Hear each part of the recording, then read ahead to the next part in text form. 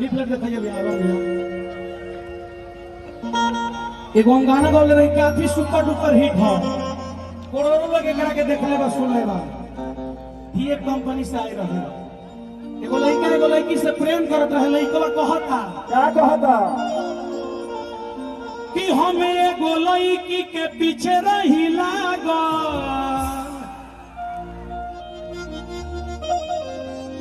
अब करे ही प्यार में भइल रही पागल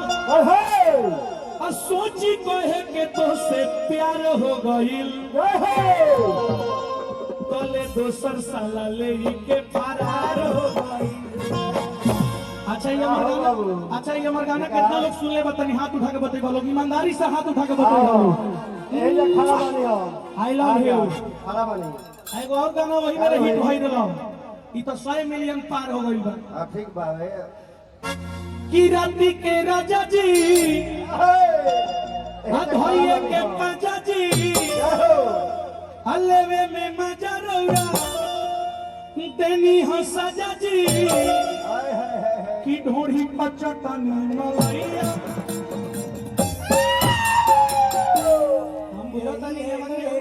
हम बुझतनी है केहू बाकी नहीं खेई गाना सुनला मेरे सही बात बनू कैसर भी की ढोड़ी पचटनी मलैया बलम करी हैया दबाई ए महेश भाई आदेनी मुचकाई मोर कलैया बलम करी है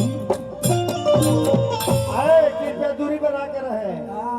काहे लगातार है एक महेश जी के बहिन है लगातार है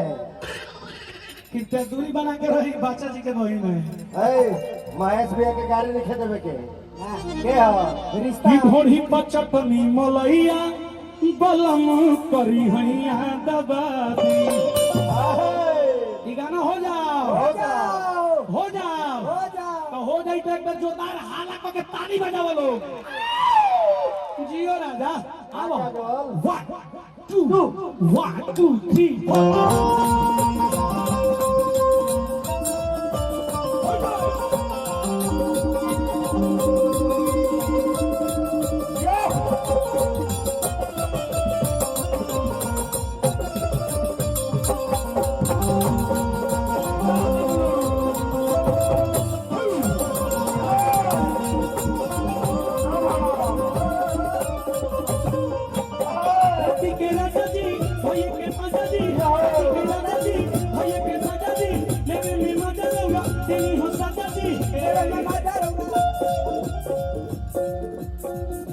के राजा जी भैया के मजा जी लेवे में मजा रौला देनी हो सजा जी ढोड़ी पचटनी मलैया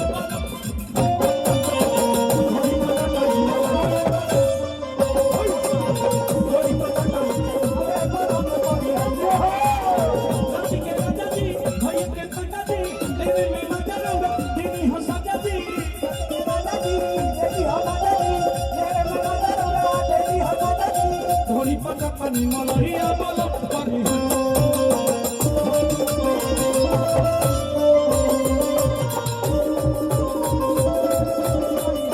दिल की धड़कन में रहते हो तुम दिल की धड़कन में रहते हो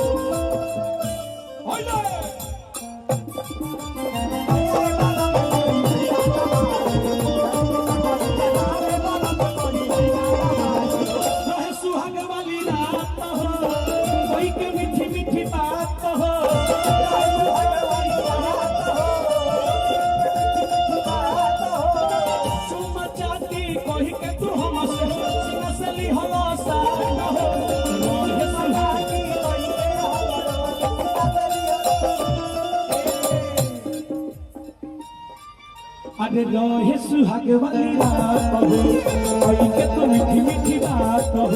चुमा चाटी के हमारा से सीना से लिहलो साथ हो सुहाग वाली रात हो कोई के तो मीठी मीठी बात हो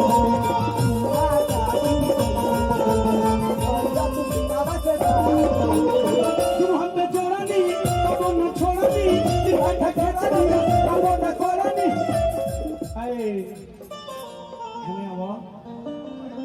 कि दोनों हाथ जोड़ानी अरे बैठा अरे फसफरिया मार दो तनी सटा हेलो तनी सट भाई बहन का ऐसे ना बैठे के चाहिए गलत बात है। इतना बाबू अरे मैंने भाई बहन जितना समाज में भाई बहन के साथ ऐसा कीजिएगा तो गलत बात रिश्ता है। में दाग लगता है। एकदम मोतिहारी जिला हिलौले रहो ए व्यास तनी सटे दो ए रोहित हां अब तो विजयिया के मत कुछ कहिए देख लो ऐसा शक्ति का ना भाई बहन हाँ खड़ा होकर भाई बहन खड़ा होकर लीन लोगी विजया के दुख कि लगता दोनों हाथ जोड़ानी तब न छोड़ानी तीन कट्ठा खेत राजा रौरे पकोड़ानी आए तो रौरे तो हई जोतवैया बलम करी हैया आए कि रौरे तो हई जोतवैया बलम करी हैया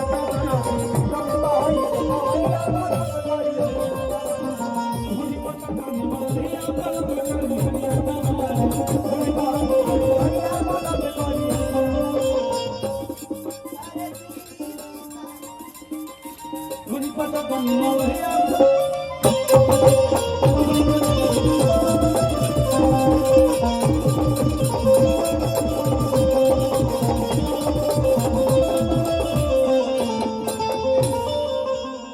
अगर अच्छा लगल तो जोरदार ताली